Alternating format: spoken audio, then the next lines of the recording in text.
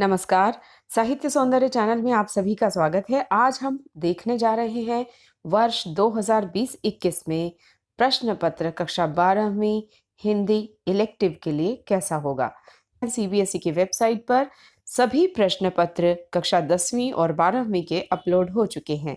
आज हम कक्षा 12वीं हिंदी इलेक्टिव में जनसंचार माध्यम के प्रश्न कैसे होंगे, उनके उत्तर आपको किस तरह से हल करने चाहिए इत्यादि पर विचार करेंगे। तो इस प्रकार साहित्य सौंदर्य में हम एक एक यूनिट लेंगे। तो आज हम चर्चा करते हैं जनसंचार माध्यम के प्रश्न उत्तर किस प्रकार हल किए जाएं। तो ये रहा हमारे सामने प्रश्न क्रमांक 3, जो कि आधारित है जनसंचार माध्यम पर। प्रश्न क्रमांक 3, निम्नलिखित में से निर्देशानुसार सबसे उचित विकल्पों का चयन कीजिए। अर्थात हो सकता है चारों विकल्प आपको यहाँ पर सही लगे, किंतु आपको सबसे उचित विकल्प यहाँ पर चुनना है। मैं अपने पहले वीडियो में भी आपको बता चुकी हूँ, जब भी हम एमसीक्यू सॉल्व करें तो सबसे पहली जरूरत होती है कि हम प्रश्न को बहुत ध्यान से पढ़ें। तो प्रश्न है, जनसंचार के आधुनिक माध्यमों में सबसे पुराना माध्यम कौन सा है। ये आधुनिक माध्यम, विद्यार्थी इसे कर जाते हैं स्किप, तब उनका हो जाता है उत्तर गलत, क्योंकि सबसे पुराना माध्यम पूछा तो बच्चे सोचते हैं रेडियो सबसे पुराना नहीं है और टीवी भी नहीं है, प्रिंट भी नहीं है, तो नारद मुनि हुआ। नारद मुनि पुस्तक में लिखा है कि सबसे प्राचीनतम माध्यम है भारत का जनसंचार का। जब हम प्रश्न ध्यान से पढ़ते हैं तो यहाँ पर पाते हैं कि जनसंचार के आधुनिक माध्यमों में से सबसे पुराना माध्यम कौन सा है, यह प्रश्न में पूछा गया है। आधुनिक यानी लेटेस्ट, तो उनमें सबसे पुराना कौन सा हुआ, तो ये उत्तर हो जाता है हमारा गलत। रेडियो सबसे पुराना नहीं है, टीवी नहीं, उससे बाद में आया। प्रिंट, यस, प्रिंट सबसे पुराना है। नारद मुनि सबसे पुराना है, किंतु वो आधुनिक नहीं है, इसलिए प्रश्न ध्यान से पढ़ना जरूरी हो जाता है। दृश्य, श्रव्य, प्रिंट जनसंचार माध्यम का उदाहरण हो सकते हैं। अब आप यहाँ पर देख रहे हैं क्रम क्या है, पहला है दृश्य, दूसरा है श्रव्य, तीसरा है प्रिंट। तो इसी क्रम में हम इसका उत्तर ढूंढेंगे। दृश्य अर्थात टीवी हो सकता है, जैसे हमने दृश्य श्रव्य देखा, तो टीवी और रेडियो, टीवी और रेडियो, हाँ ये ऑप्शन हो सकता है। टीवी, रेडियो, समाचार पत्र, ये भी हो सकता है। समाचार पत्र, रेडियो, टीवी ये नहीं हो सकता, क्योंकि क्रम पहले दृश्य का आएगा, मतलब आंखों से देखने वाला जनसंचार माध्यम, फिर श्रव्य मतलब केवल सुनने वाला, उसके बाद प्रिंट मतलब समाचार पत्र इत्यादि। तो सिनेमा, आकाशवाणी तो ठीक है, लेकिन इंटरनेट से हो जाता है ये गलत। अब हमने दो होल्ड पर रखे हैं कि पहला है दृश्य अर्थात टीवी, श्रव्य अर्थात रेडियो, कागज तो जनसंचार का माध्यम नहीं होता, इसलिए हम इसे करते हैं क्रॉस। और हमारा सही उत्तर हमारे सामने निकल कर आता है, और वो है टीवी, रेडियो, समाचार पत्र। अगला प्रश्न है, इंटरनेट पत्रकारिता आजकल बहुत लोकप्रिय हो रही है, क्योंकि इसमें दृश्य, श्रव्य और प्रिंट तीनों माध्यम एक साथ लाभ देते हैं। ये बात सही है, क्योंकि दृश्य अर्थात टीवी, श्रव्य अर्थात रेडियो और प्रिंट अर्थात समाचार पत्र और पत्रिका, ये तीनों ही इंटरनेट पर उपलब्ध है। और हम देखते हैं कि इंडिया टुडे, हिंदुस्तान टाइम्स, कोई भी समाचार पत्र हो या पत्रिका हो, सब इंटरनेट पर उपलब्ध हैं। तो ये ऑप्शन सही है। इससे खबरें बहुत तीव्र गति से पहुंचाई जाती हैं। तो आजकल खबरें तीव्र गति से टीवी से भी पहुंचाई जाती है, किंतु ये भी सही है, तो इसे करते हैं होल्ड पर। इससे सही समाचार जल्दी प्राप्त होते हैं। सही समाचार तो नहीं होते, कई बार जल्दबाजी में गलत समाचार भी इसमें दिए जाते हैं, तो सही समाचार प्राप्त होते हैं, यह बात तो गलत हो जाती है। तो हम अगले ऑप्शन की ओर बढ़ते हैं, और हमारा अगला ऑप्शन है, इससे खबरों की पुष्टि जल्दी हो जाती है। पुष्टि क्या होता है कि जिससे पता चल जाता है खबर सच्ची है या झूठी है। नहीं, इंटरनेट की विश्वसनीयता पर सवाल उठाए जाते हैं कई बार, तो इंटरनेट उतना विश्वसनीय नहीं होता जितने समाचार पत्र और पत्रिकाएं विश्वसनीय होती हैं। तो हम चलते हैं अपने पहले विकल्प की ओर जो हमने चुना था, वही हो जाता है उचित विकल्प, और वह विकल्प है इससे दृश्य, श्रव्य और प्रिंट तीनों माध्यमों का लाभ मिलता है, और बाकी ऑप्शन हो जाते हैं यहाँ गलत। कक्षा 11वीं में पत्रकार के 3 प्रकार आप सभी पढ़ चुके हैं कि 3 प्रकार के पत्रकार होते हैं, पूर्णकालिक, अंशकालिक और फ्रीलांसर। तो पूर्णकालिक अर्थात नियमित वेतन लेने वाला किसी एक कंपनी से, जो किसी समाचार एजेंसी के यहाँ 9 to 5 जॉब करता है, पूरा उनके लिए डिवोटेड होता है, उन्हीं के लिए काम करता है और किसी के लिए काम नहीं करता, वो होता है पूर्णकालिक। अंशकालिक क्या होता है? अंश, जैसे इसका नाम है अंशकालिक, मतलब थोड़ी देर के लिए काम करने वाला। फिर होता है स्वतंत्र पत्रकार, अर्थात वो फ्री है, वो आजाद है, उसके ऊपर कोई बंधन नहीं है कि वो केवल एक ही समाचार पत्र के लिए लिखेगा। जो कोई जाने माने लेखक होते हैं या किसी सब्जेक्ट के एक्सपर्ट होते हैं, जब वे लिखते हैं तो वे फ्रीलांसिंग का काम करते हैं। क्रिकेट में ले लें यदि, तो रवि शास्त्री इसका उदाहरण है, अच्छा उदाहरण है, क्योंकि इनके बड़े बड़े आर्टिकल आते हैं समाचार पत्र में और इनके आर्टिकल के आधार पर इन्हें एक अच्छा खासा मानदेय दिया जाता है।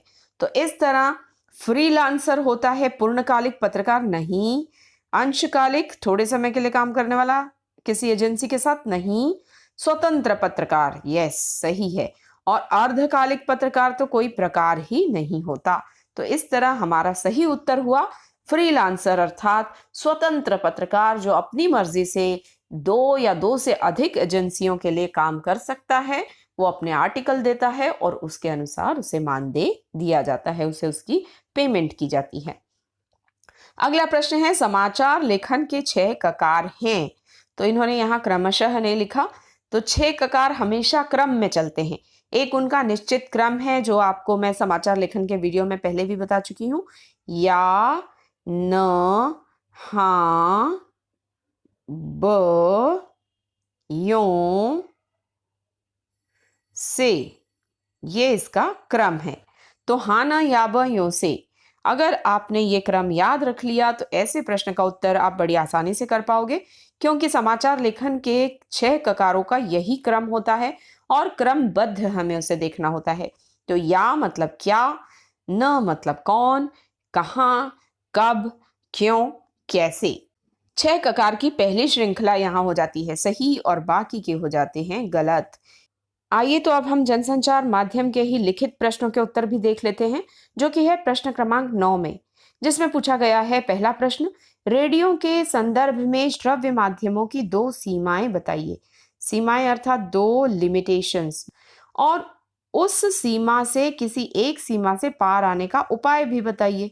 तो हमें ये 3 बातें लिखनी है 3 नंबर के लिए।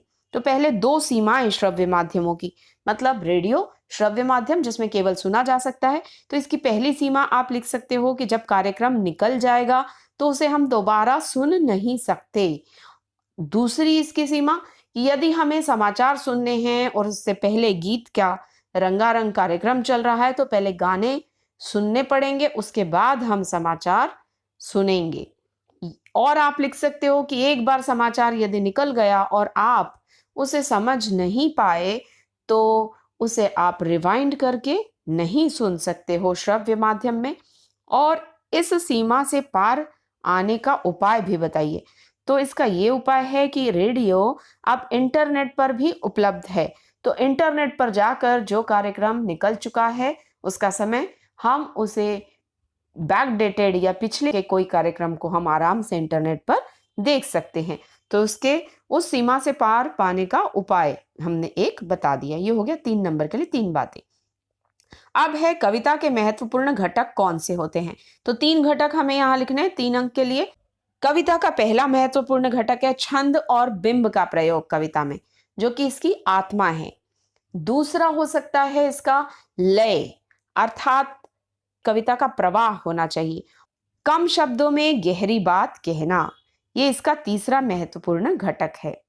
चौथा इसमें 1 पॉइंट हो सकता है, किंतु आपको यहाँ पर 3 ही लिखने हैं 3 अंक के लिए।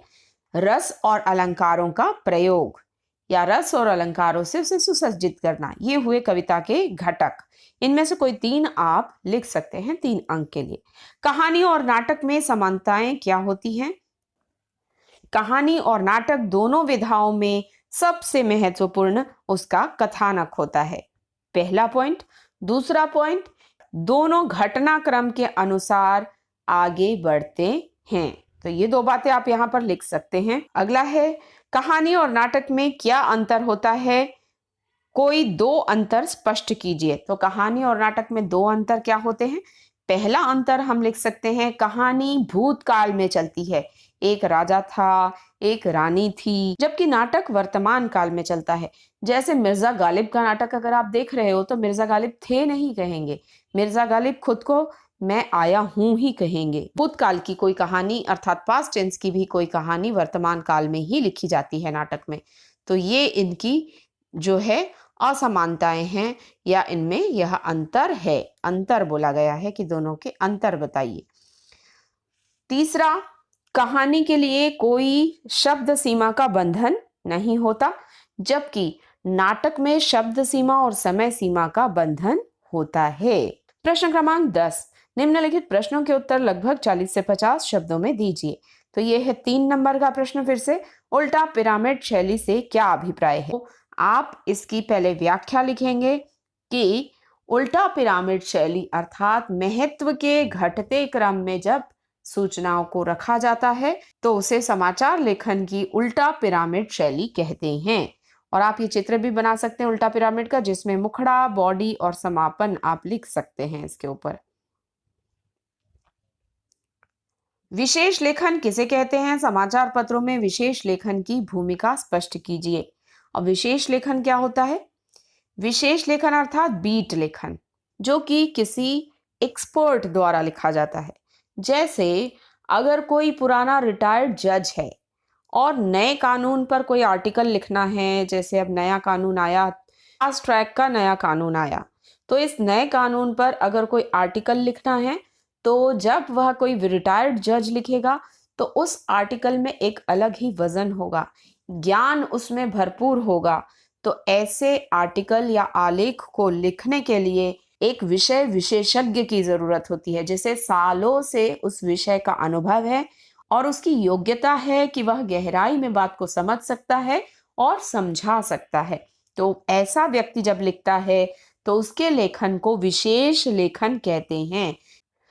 इसका अगला भाग है, समाचार पत्रों में विशेष लेखन की भूमिका स्पष्ट कीजिए।